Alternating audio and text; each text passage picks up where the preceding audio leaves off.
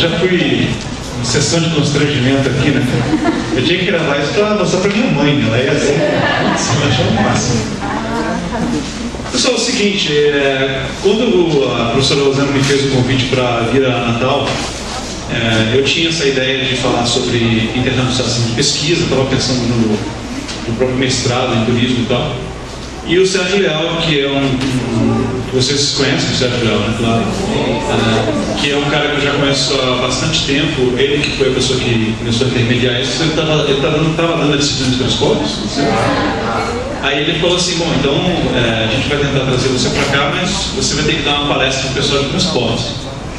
E ele perguntou qual o tema que eu sugeria, eu falei a questão de transportes e mega evento, que é um tema que eu não entendo absolutamente nada.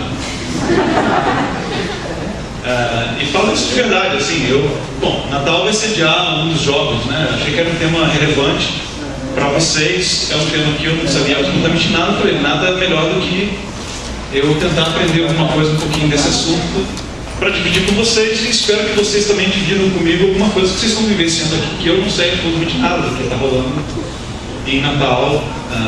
É a primeira vez que eu estou vindo em Natal. Então, na verdade, assim, a ideia é até bom que o PowerPoint não esteja funcionando, porque eu não ia usar o PowerPoint mesmo. Eu tenho uma palestra que eu estou deixando aqui para vocês, que é sobre os Jogos Pan-Americanos no Rio, de 2007, que tem uma ênfase de transportes no final dele. Eu nem ia usar, na verdade. O que eu trouxe aqui são algumas coisas para bater um papo com vocês. Então, a ideia dessa, não chamaria nem de palestra, chamaria de um bate-papo. A gente trocar algumas ideias. Eu vou falar no início, talvez uns 20, 25 minutos. E depois eu queria que a gente pudesse trocar, enfim, que eu pudesse aprender com vocês também. Alguém aqui já visitou cidades? Assim, muitas das coisas que eu vou falar aqui, na verdade, é sobre mega eventos no sentido de Olimpíadas. A gente pode depois até, talvez, contextualizar ou comparar quais seriam as diferenças no Mundial de Futebol, por umas Olimpíadas, enfim. Alguém aqui já teve a chance de visitar uma cidade que foi sede de Jogos Olímpicos, por acaso? Alguém já teve? Onde que você foi? Vancouver. Vancouver? Essa é das antigas, né? Não, foi o que? 70 e... Não, Jogos de Inverno, Olimpíadas de Inverno. Os Jogos de Inverno, desculpa. Eu não sou um cara tão sofisticado assim. Eu estava pensando nos Jogos... Tá certo. Tá certo, Vancouver. Alguém mais? Barcelona, tá. Barcelona é interessante, eu não selecionei aqui Barcelona, só selecionei algumas outras cidades mais recentes. Mas eu tive em Barcelona e é super interessante, né, o que eles fizeram em relação à cidade. Alguma outra cidade aqui? Não? Tá. Só porque se eu falar alguma coisa assim de Barcelona e Vancouver, então eu vou tomar um pouquinho mais de cuidado. O nosso amigo já acabou de arrecadar o dinheiro de vocês, a entrada? Já acabou ou não? Bom... A história dos Jogos Olímpicos, quando a gente fala de Jogos Olímpicos, o maior interesse que existe nos Jogos Olímpicos e turismo é o tal do legado.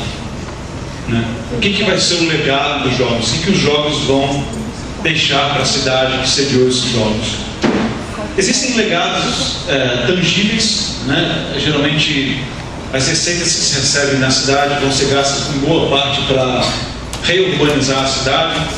No caso de Londres, não sei se vocês estão acompanhando o que está acontecendo para o ano que vem, essa região ao leste de Stratford, que vai ser onde os jogos vão acontecer, é uma região muito degradada do ponto de vista urbanístico em Londres. E eles estão aproveitando, na verdade, os jogos para poder revitalizar essa área. Então existe um legado urbanístico, vamos chamar assim, para as cidades. O que está ficando interessante e preocupante na questão dos jogos é que os jogos estão ficando tão complexos que o próprio COI, o Comitê Olímpico Internacional, já está querendo reduzir o tamanho dos jogos, porque adicionaram-se esportes nas últimas edições, ficou uma competição monstro. Para vocês terem ideia, os Jogos de Londres têm competições que vão ser feitas em outras partes da Inglaterra, em outras cidades, que as cidades já não conseguem acomodar todos os esportes que existem. Então esses eventos estão ficando eventos que só estão disponíveis praticamente para cidades muito grandes se candidatam. Então isso gera, do ponto de vista dos transportes, uma questão complexa também. Então a gente já falou de desenvolvimento urbano, a gente tem que lidar com a questão dos transportes, dos espectadores, depois a gente vai detalhar um pouco mais aqui, dos próprios atletas, da mídia, dos cartolas, dos comitês olímpicos e por aí vai. Uma outra questão importante é a recuperação ambiental, né? Muitos desses esportes vão acontecer ao ar livre e é importante que você tenha um meio ambiente que faça jus ao que se espera de uma competição esportiva, que tem a ver com saúde, né? Bem-estar, essa coisa toda. Então esses são alguns dos legados, vamos chamar assim, intangíveis. Existem uma série de legados intangíveis. No caso de Beijing foi muito forte esse aspecto do legado intangível, porque eu não sei se vocês têm ideia, mas 30% de todo o concreto produzido no mundo hoje é consumido. Concreto para construir prédio é consumido na China. Então, em termos de infraestrutura, eles estão crescendo muito. Eles não precisavam de uma Olimpíada para crescer mais. No caso da China, de Beijing em particular, houve um legado intangível muito grande do ponto de vista da China se inserir, né, definitivamente no cenário internacional, de mostrar a cultura chinesa, né, de você mostrar um poder político, enfim, uma série de coisas que podem acontecer nessa esfera. Bom, dessa visão geral que eu falei para vocês, o que a gente vai focar hoje, obviamente, é na questão dos transportes.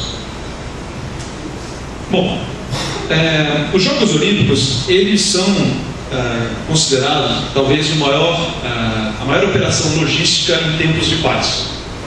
Vocês sabem, para fazer uma guerra, eu estava há 2 semanas assistindo um documentário da BBC sobre como que foi a operação para matar o Bin Laden.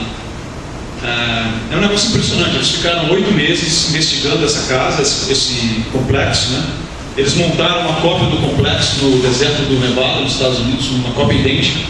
Treinaram os soldados lá dos Eagles, do batalhão 6 do Eagles. Enfim, uma coisa monstruosíssima por trás para poder conseguir matar um cara, né? Para entrar numa casa. Uma coisa impressionante. As guerras são operações logísticas muito grandes. E os Jogos Olímpicos, em particular, são considerados, então, a maior operação logística em tempos de paz.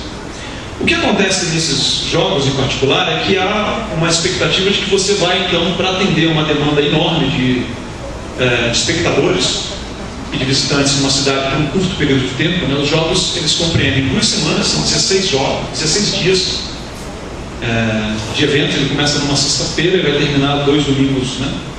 Depois, precedidos por 2 semanas de treinamento, e em seguida você tem o Paralímpico em seguida. Então, num período de 6 semanas, você tem toda essa movimentação na cidade. E aí tem toda a expectativa, o que você vai fazer, né? Se você vai lá no Rio, eu sou carioca, ele estava no Rio nos últimos dias, tem toda aquela coisa quando o Rio ganhou, agora nós vamos resolver todos os problemas do Rio, os transportes, por aí vai. O que acontece, na verdade, é que os jogos também produzem a questão dos estádios, a questão das arenas, toda essa infraestrutura de esporte que precisa ser montada, e que depois o que se faz com isso? Em Beijing eles conseguiram de uma forma muito eficiente, eles transferiram o Ninho, né? O estádio do Ninho, toda aquela infraestrutura para as universidades locais, e um deles foi para o time de futebol também. Mas em alguns lugares, por exemplo, eles acabam virando o que a gente chama de elefante branco, né? Vocês sabem de onde que vem essa expressão elefante branco? Alguém sabe aqui? Não, eu devia ter trazido um pirulito. Acho que de manhã acabaram os pirulitos. O elefante branco, né? Na Índia, vocês sabem que os animais, né? O boi, a vaca, eles são animais sagrados. Os elefantes, eles até são considerados membros sagrados porque eles são usados para meios de transporte. Vocês já viram o pessoal andando em cima de elefante, aquela coisa toda. Mas os elefantes brancos, eles são os elefantes mais raros, e são os elefantes que eles não podem ser utilizados para nenhum tipo de trabalho. E você, quando quer ferrar o seu... Eu ia falar uma outra palavra, mas como estou gravando, não posso falar. Quando você quer ferrar com alguma pessoa que você não gosta, o que você faz para ela, você dá um elefante branco para ela. Por quê? O sujeito ganha aquele elefante branco, ele não pode usar o elefante para fazer nada, para trabalhar com os outros elefantes, e ele tem que sustentar aquele elefante até o final da vida do elefante. Então é uma coisa enorme, branca, né, que não serve para absolutamente nada e só vai te consumir dinheiro em termos de manter o elefante. Então o elefante branco é daí, né? Você tem essas estruturas enormes que não vão servir depois para nada. Então é um legado que na verdade é um custo.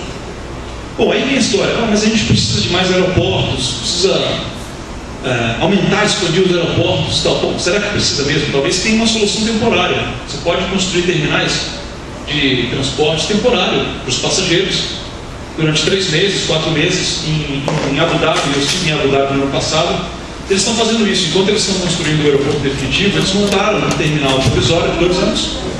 E depois que aquele outro novo aeroporto estiver pronto, eles vão montar isso e ponto final. Você não vai construir um elefante branco para ficar para depois. O outro lado do legado, só para a gente encerrar essa questão do legado, é a fragilidade que existe. O turismo é muito sensível, muito, ao mesmo tempo complexo, mas suscetível a uma série de coisas que podem dar errado.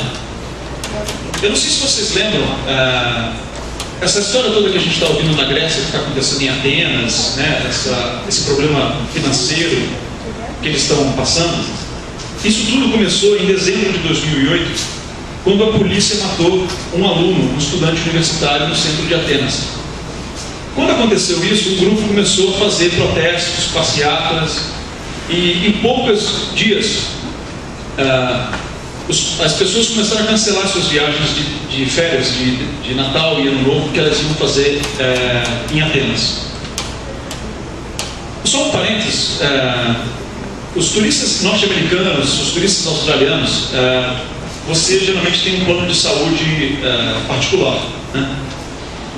E você, quando viaja para fora, em muitos lugares, se você precisa de um tratamento médico, é caríssimo. Se você precisa de um procedimento cirúrgico nos Estados Unidos, no coração, por exemplo, você pode gastar $250 mil, tranquilamente. Se você vai para um país em que tenha um risco, que tenha classificado como um risco, esses planos de saúde, o que eles fazem é não cobrir você quando você está indo naquele destino. Então, o que aconteceu em Atenas, na Grécia, foi que Atenas, por conta desses rebeliões, esses protestos e tal, Atenas, depois de ter construído tudo que eles construíram em função de executar os Jogos de 2004, né, de toda a expectativa, 4 anos depois, o que é a Grécia hoje como destino turístico? Né? O que é Atenas hoje? Praticamente esse legado intangível da imagem do destino, né, do apelo do destino, ele simplesmente desapareceu. Então isso mostra de novo como que o turismo é extremamente volátil e suscetível a uma série de eventos pequenos até, né? Pequenos, uma pessoa que foi morta, não pequeno assim, num contexto grande, mas para a família da pessoa, claro que foi enorme. Mas como isso pode ter um efeito muito grande. O que eu queria assim passar com vocês, eu esqueci até de marcar o tempo, eu acho que eu já devo estar falando uns 10 minutos, talvez vou dar mais uns 15, e aí vocês falem preparar para a gente poder trocar algumas ideias. Existe uma coisa nos Jogos Olímpicos chamada família olímpica. Alguém já ouviu falar disso aqui? Alguém já ouviu falar? Não? A família olímpica ela é constituída de 5 diferentes categorias de pessoas que estão envolvidas nos Jogos. E eles dão o nome de T1 a T5 em função de ser transporte 1, transporte 2, transporte 3, 4, 5. O T1 são os membros, os presidentes que compõem a diretoria do Comitê Olímpico Internacional. Esses membros, quando chegam na cidade sede, e é bom a gente lembrar que os jogos são sediados pela cidade. Quem executa os jogos é o Comitê Olímpico Internacional. A cidade não é dona dos jogos. O COI tem o poder de parar os jogos, de fazer substituições, enfim, eles são os donos da festa. Esses caras, quando estão se deslocando, eles têm um serviço de limusine à disposição deles, com um carro para cada.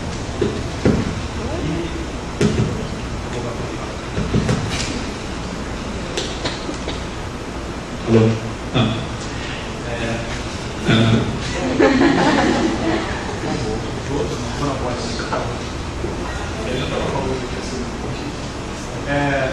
Então, quando eles chegam na cidade,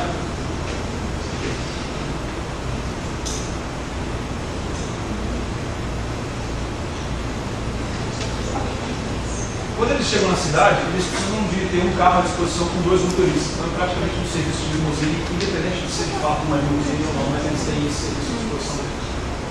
Depois existe um grupo chamado T2, que precisa ser provido transporte para eles, que são não os cartólogos, mas outros integrantes do comitê escolhido. E os membros também das sedes nacionais, que estão representando os diversos países. Tem mais de 200 países participando do monitoring. Esse grupo T2 e o grupo T3, eles têm um serviço de táxi que é montado, um serviço quase que a parte do próprio serviço urbano de táxi, em que a cidade sede precisa gerenciar. E esse serviço de táxi, ele funciona de 2 formas. Ou você faz um agendamento prévio por telefone, ou você tem alguns pontos chaves dentro de uma rede de transporte que é montada, nos hotéis. Londres, por exemplo, vão ter 20 hotéis cadastrados. Né? Os estádios principais, o aeroporto, enfim, tem uma série de localizações em que esses táxis estão funcionando e essas pessoas vão, em alguns casos, até dividir um táxi. Esse serviço, mais ou menos, em Atenas, ele compreendeu 1.200 carros e 2.300 motoristas. Uma coisa interessante que aconteceu nesse serviço do T2 e T3 em Sydney. Uma coisa interessante que aconteceu nesse serviço em Sydney foi que vocês sabem que os jogos funcionam muito com voluntários, né? Existe quase uma relação de, para cada funcionário que efetivamente está sendo pago para trabalhar nos jogos, tem 3 pessoas que são voluntários.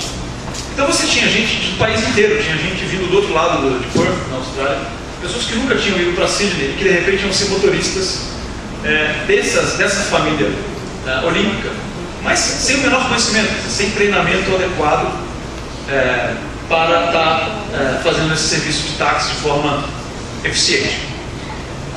O T4 são os staffs e os voluntários, né, que precisam ser deslocados, geralmente a partir de ônibus que eles têm. E o T5 são os espectadores, que geralmente vão usar transporte público,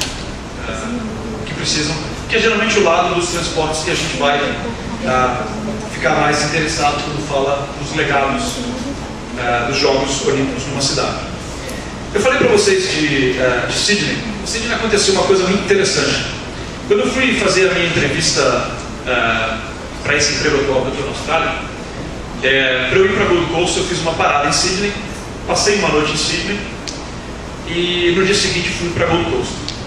Quando eu fui pegar o táxi do aeroporto para o hotel que eu ia ficar, eu perguntei ao motorista como é que foi aqueles Jogos Olímpicos na cidade. Eu estava curioso de saber sobre isso.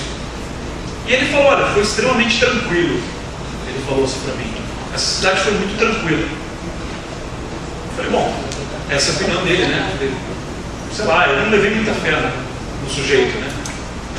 Vai ver que ele delirou, alguma coisa assim, não.